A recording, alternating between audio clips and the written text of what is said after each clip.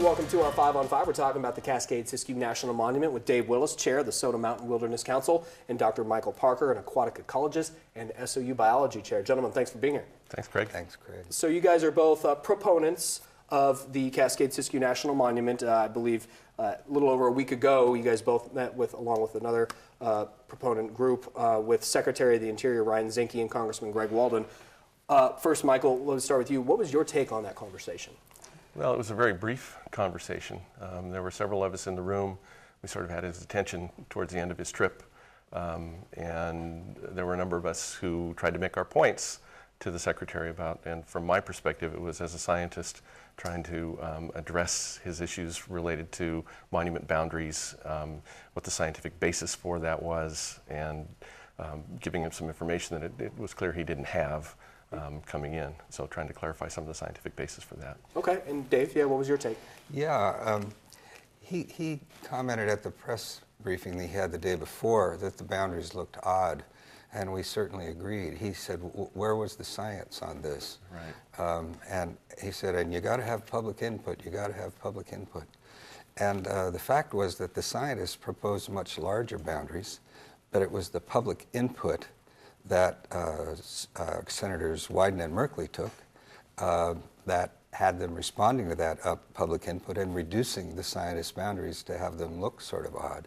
So the boundaries were based on science that Secretary Zinke said he wanted, but because of the public input he also said he wanted, the boundaries ended up looking a little odd. So the boundaries were based on both science and public input, which is what he said he wanted. Okay, and as a scientist, Dr. Parker, why do you feel it's so important to preserve the monument? Well, we've talked about the incredible biodiversity, and that was the reason why it was established in the first place.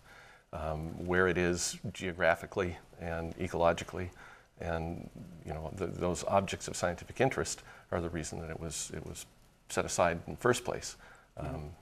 And then the boundaries, the question was, are the boundaries adequate to protect those objects of interest? And the scientists said no, they really weren't, and made a proposal which, again, because of the public input, was sort of a give and take and a compromise in terms of what the boundaries were actually drawn to be.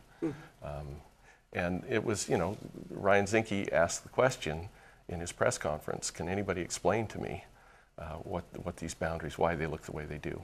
And so that was part of our, as Dave described, what we were trying to do was is show him that it was both the scientific process and a public process that was a compromise in the end. Okay. All right, we're going to take a quick break, gentlemen. We'll have much more in a moment. Stay with us. Welcome back to our 5 on 5. Again, we're talking about the Cascade Siskiyou National Monument with Dave Willis and Dr. Michael Parker. So, Dave, I want to ask you, a lot of people are concerned that they're not getting access to their own public land with the expansion of the monument. What do you say to that? The Cascade Siskiyou National Monument has hundreds of miles of roads that are open to motor vehicles. I live on private land within the Cascade Siskiyou National Monument, as many of my neighbors do. Those that are concerned that the monument has closed off public vehicle access don't realize that most of the roads that are closed were because of an act of Congress when they designated the Soda Mountain Wilderness. Also, monument opponents say they want a vote of Congress on things. Congress voted for the Soda Mountain Wilderness and closed roads because of that. Also, there are a number of private landowners who've gated off roads, and people that believe in private property rights should be fine with private property owners gated off roads, yet the monument gets blamed for both roads closed because of the wilderness and because of private property owners. I think BLM has closed maybe 1.5 miles of road so far because of the monument. Okay, and Dr. Parker, what about wildfire risk in this untouched land? Is that a concern to you as a scientist? No, those forests that are quote untouched are much more fire resilient and resistant than the lands adjacent to it, particularly the commercial timberlands that are being harvested with the large piles of slash and things like that. Those landscapes are a lot more flammable than are the forests inside the monument. The Oregon Gulch fire in 2014 started on a private plantation inside monument boundaries, and then it burned predominantly east and south through extremely flammable plantations and monstrous, huge slash piles as big as mansions that were fire bombs.